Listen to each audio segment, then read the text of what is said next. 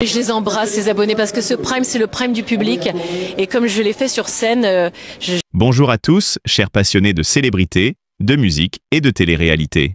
Aujourd'hui, préparez-vous à replonger dans une histoire que peu de gens auraient osé raconter.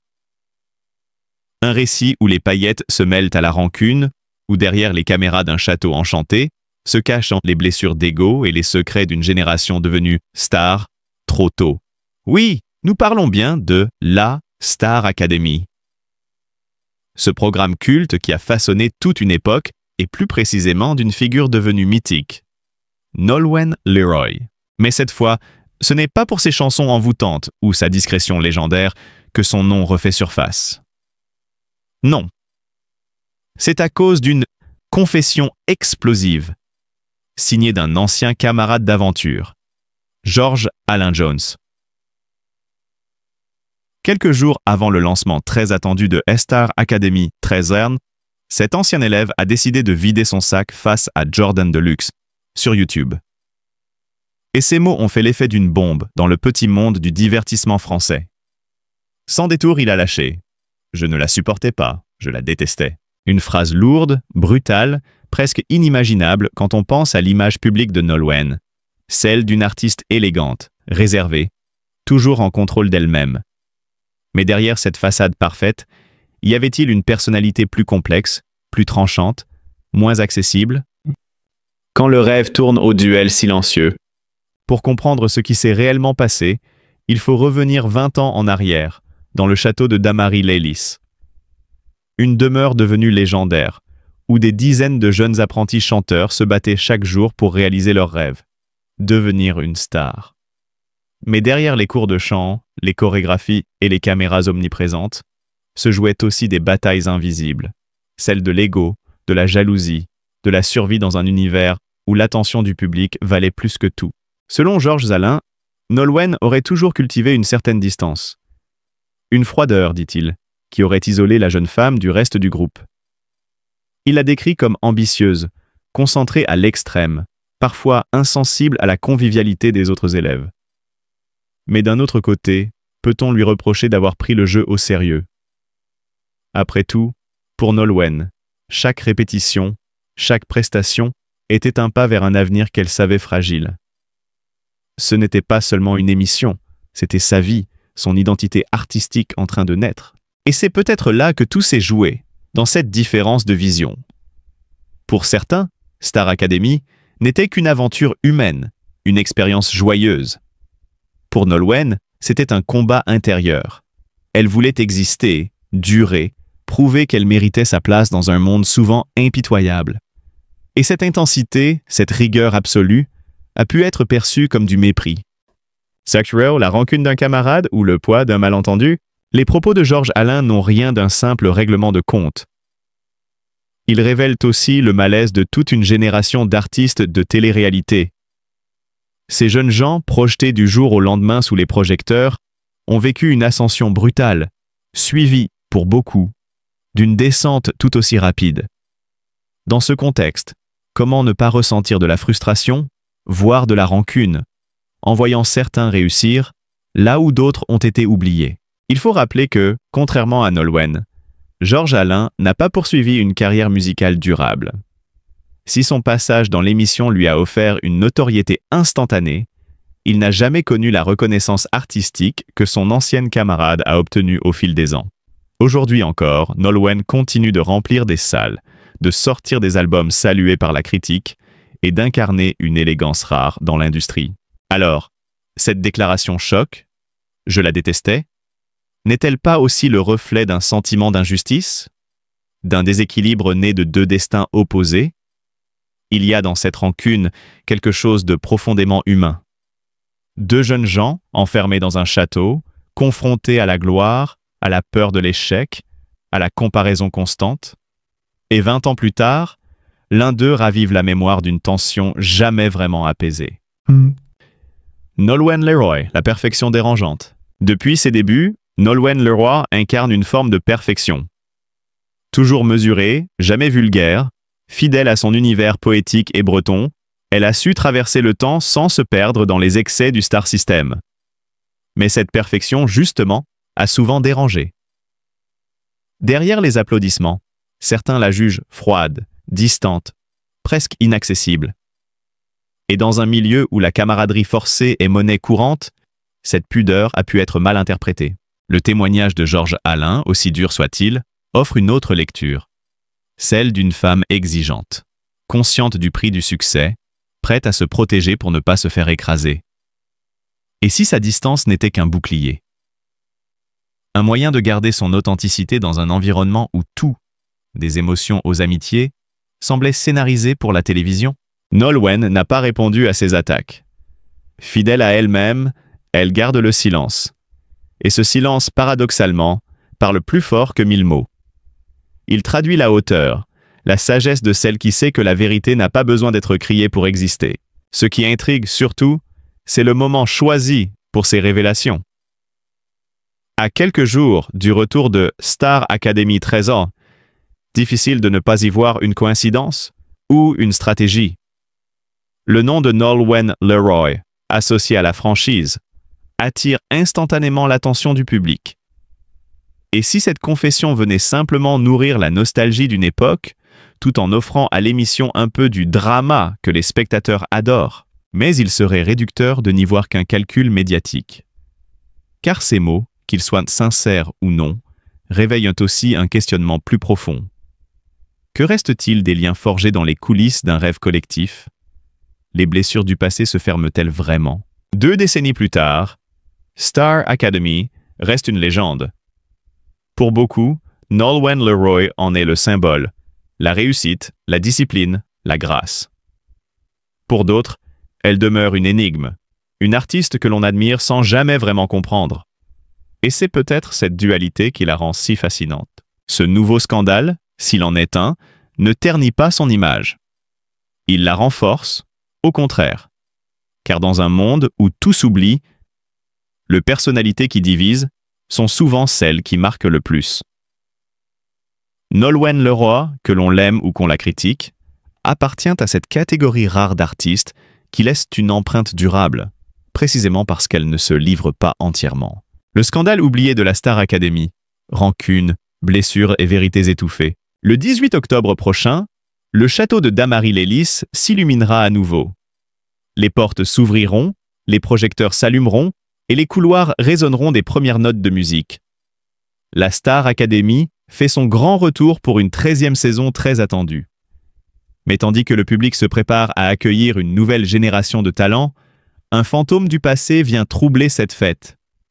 Celui d'un ancien académicien, Georges Alain Jones, qui vient de briser 2 décennies de silence. Invité il y a quelques jours sur la chaîne YouTube de Jordan Deluxe, l'ex-finaliste de la saison 2 n'a pas mâché ses mots. Son ton est direct, parfois amer, souvent déroutant. À l'époque, je ne supportais pas Emma Domas. Je devenais fou rien qu'à l'idée de rester avec elle. Des mots durs, prononcés sans détour, qui ont fait l'effet d'une déflagration dans la mémoire collective des fans. Car derrière l'image lisse et bienveillante de la Star Academy, ces confidences rappellent une vérité que beaucoup préféraient oublier. La célébrité naissante peut être aussi violente que la gloire qu'elle promet. L'envers du décor, rivalités et tensions dans un château doré. En 2002, la Star Academy est à son apogée. Des millions de téléspectateurs suivent chaque prime, chaque larme, chaque sourire.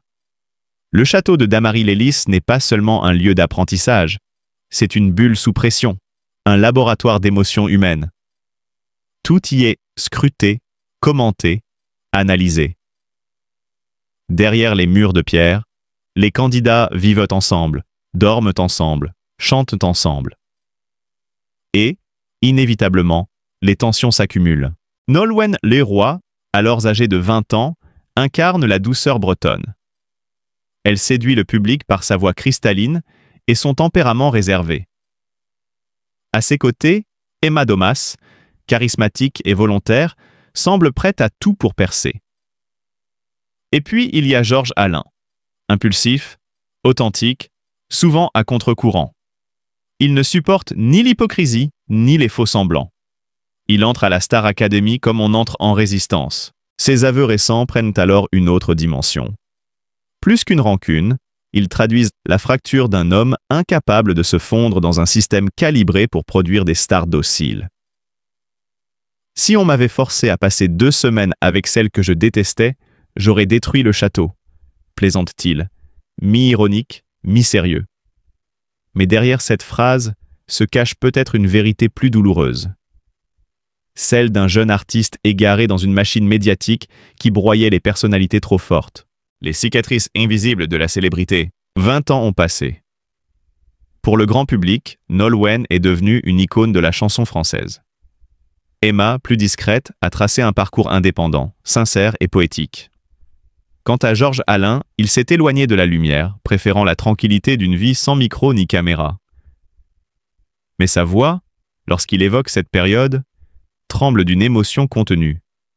Il parle de stress, d'angoisse, d'un système qui ne pardonne rien. Et c'est là que l'affaire devient fascinante. Car derrière les rancunes individuelles se cache une question bien plus vaste. Qu'est-ce que la télévision fait aux jeunes talents? Combien d'entre eux ressortent de ces aventures blessés, épuisés, vidés? Dans les années 2000, la télé-réalité musicale faisait rêver une génération entière. Mais elle laissait aussi, dans son sillage, des blessures invisibles. Anxiété, isolement, perte de repères. Georges Alain, dans son franc-parler habituel, ne cherche pas à se victimiser. Mais à travers lui, c'est une part du rêve télévisuel qui vacille. Et si, derrière chaque chanson, chaque sourire face caméra, se cachaient des cris étouffés? L'écho d'un malaise collectif. Le public, en entendant ces confidences, ne peut s'empêcher de ressentir un mélange de nostalgie et de gêne. On se souvient des rires, des danses, des duos sur scène, mais aussi, désormais, des tensions qui rongeaient le château de l'intérieur. Les téléspectateurs découvrent que ces jeunes chanteurs, qu'ils croyaient insouciants, vivaient une véritable guerre émotionnelle derrière les rideaux. Le plus troublant, c'est la sincérité désarmante de Georges Alain. Il n'a rien à vendre, rien à prouver. Ses mots sonnent vrais, brutaux, dérangeants, mais nécessaires. Et à travers cette confession, il met le doigt sur un malaise collectif. La glorification de la jeunesse, l'obsession du succès immédiat, la pression constante de plaire. Ce scandale, en apparence anodin, agit alors comme un miroir tendu à la société du spectacle. Il nous rappelle que la lumière des projecteurs peut éblouir au point d'aveugler. Que les héros de la télévision sont souvent des jeunes en quête de sens, de reconnaissance, parfois simplement d'amour. Entre vérité et nostalgie, la mémoire d'une génération. Aujourd'hui, alors que la Star Academy renaît, l'histoire semble boucler la boucle. Les nouveaux candidats franchiront les mêmes portes, dormiront dans les mêmes chambres, répéteront dans les mêmes studios. Mais sauront-ils ce que leurs prédécesseurs ont réellement vécu? Sauront-ils que derrière les chansons de Jennifer, Grégory Le Marchal ou Nolwenn Leroy, il y a aussi des moments de doute, des amitiés brisées, des solitudes immenses? Le témoignage de Georges Alain Jones n'est pas seulement une confession. C'est un rappel brutal. La gloire n'efface pas la douleur. Elle la maquille, la travestit, jusqu'à ce qu'elle ressurgisse, des années plus tard, dans une interview YouTube. Et si cette nouvelle saison de la Star Academy veut vraiment marquer son époque, elle devra faire plus que répéter le passé. Elle devra écouter, comprendre et protéger ceux qui rêvent encore d'y briller. Car au fond, ce scandale n'en est pas un. C'est juste l'histoire d'un homme qui ose enfin dire tout haut ce que beaucoup, pendant trop longtemps, ont préféré taire. Que derrière les paillettes, la gloire peut aussi blesser, et que dans le château des rêves, il y a parfois des fantômes qui n'ont jamais cessé de chanter. Nolwenn Leroy, derrière la voix d'ange, une guerrière silencieuse. 23 ans ont passé depuis que le public français a découvert une jeune femme au regard timide mais perçant, une voix d'une pureté presque irréelle et une volonté d'acier cachée derrière un sourire réservé. En 2002, Star Academy 2 couronne Nolwenn Leroy. Et tout semble alors si simple, une victoire éclatante, une nouvelle star est née. Mais, avec le recul, cette victoire n'était que le point de départ d'un parcours plus complexe, marqué par la détermination, la solitude et une force intérieure que peu avaient perçue à l'époque. Car Nolwenn, sous ses airs de fée bretonne, n'a jamais été une simple gagnante de télécrochet. Elle était déjà une stratège. Une artiste consciente que le talent seul ne suffit pas à durer dans un univers où tout se consomme à la vitesse d'un zapping. Et c'est justement cette lucidité, cette maîtrise, qui a parfois agacé ses camarades, notamment Georges Alain, le candidat rebelle de l'époque, qui avouera bien plus tard avoir nourri une rancune irrationnelle envers elle. Ce qui me dérangeait chez Nolwenn, c'est qu'elle savait exactement où elle allait. Elle avait un plan, une stratégie. Et moi, je ne comprenais pas ça. Elle avait raison, mais je lui en voulais. C'était stupide. Tout venait de moi, a-t-il confié, des années après la fin de l'aventure. Cette confession, prononcée sans détour, en dit long. Derrière les apparences d'un concours de chant, Star Academy était un véritable laboratoire de comportements humains, un microcosme où la rivalité, la jalousie et la peur de l'échec se mêlaient aux rêves d'un soir. Et Nolwenn, sans hausser la voix, a su imposer sa route. Mais l'histoire ne s'arrête pas là. Car au moment où beaucoup d'anciens candidats ont disparu des radars, Nolwenn, elle, a lentement tissé sa toile. Son nom, d'abord associé à une émission de variété, est devenu au fil des ans synonyme d'authenticité et de constance. Elle aurait pu s'enfermer dans l'image de la gagnante modèle, celle qui chante des ballades pour plaire au grand public. Au contraire, elle a pris des risques, artistiques et personnels. Loin des formats commerciaux, elle s'est tournée vers ses racines. Bretonne, l'album sorti en 2010, marque un tournant. En puisant dans le patrimoine musical de sa terre natale, elle réinvente son identité d'artiste. Et le public suit. Plus qu'un succès, c'est une consécration. L'album s'arrache, les ventes explosent, et Nolwenn devient l'ambassadrice d'une culture qu'elle porte avec fierté et modernité. Mais Nolwenn ne s'est pas arrêtée à la musique. La curiosité l'a poussée ailleurs, vers la comédie. Le public la découvre tour à tour dans Capitaine Marlowe, Brocéliande et bientôt Été 36. Chaque rôle lui permet d'explorer une nouvelle facette d'elle-même, loin du simple cliché de la chanteuse douce et réservée. Derrière la caméra, elle apprend, observe, progresse. Là encore, rien n'est laissé au hasard. Nolwenn avance à petits pas, mais sans jamais reculer. Et pourtant, malgré cette ascension tranquille, tout n'a pas toujours été rose. Nolwenn a connu les critiques, parfois injustes. Certains lui reprochaient d'être trop froide, trop distante, presque calculatrice. Mais derrière cette apparente retenue se cachait une exigence, celle d'une femme qui refuse de se trahir pour plaire. Une perfectionniste, certes, mais avant tout une artiste fidèle à elle-même. La maternité aussi a changé son rapport au monde. Devenue mère de marin, fruit de son union avec l'ancien tennisman Arnaud Clément, elle découvre un nouvel équilibre. Une autre forme de douceur, mais aussi une autre forme de courage. Car concilier carrière, vie de famille et exposition médiatique demande une force que le public ne soupçonne pas toujours. Nolwenn, discrète, ne s'étale pas dans les magazines People. Elle préfère le silence à la confession, l'art à la mise en scène. Et c'est précisément cette pudeur qui la distingue dans un milieu où tant d'autres crient leur vérité à chaque caméra. Georges Alain, de son côté, semble avoir fait la paix avec le passé. On ne se voit pas souvent, mais de temps en temps, on s'envoie un message. Elle est géniale, elle a une carrière magnifique, et ça ne m'étonne pas. J'ai toujours adoré sa voix, confie-t-il aujourd'hui. Ces quelques mots, simples mais sincères, scellent la réconciliation de deux parcours opposés, deux visions du succès. Car au fond, Nolwenn n'a jamais cherché la lumière facile. Elle a préféré la constance à l'éclat, la profondeur à la superficialité. Une attitude rare, presque anachronique, dans une époque où l'instantané règne. Et c'est peut-être pour cela que son aura perdure. Parce qu'elle incarne une autre idée de la réussite. Celle qui se construit dans le silence, qui résiste aux modes, qui s'impose sans hurler.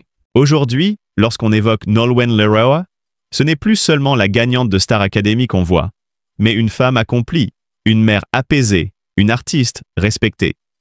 Elle a su transformer l'exposition en inspiration, la critique en moteur, la solitude en refuge créatif. Et cela sans jamais céder à la facilité du scandale, ni à la tentation du bruit médiatique. Dans un monde où tout semble se mesurer en likes et en polémiques, Nolwenn reste une anomalie précieuse. Une étoile qui brille sans brûler. Une preuve vivante qu'il existe encore des carrières construites sur le travail, la rigueur et le respect du public. 20 ans après sa victoire, son nom évoque bien plus qu'un souvenir télévisé. Il symbolise une réussite rare, forgée dans le temps, nourrie par la passion et l'intégrité. Et si la voix de Nolwenn Leroy continue de toucher tant de cœurs, c'est peut-être parce qu'elle ne chante pas seulement avec son talent, mais avec son âme.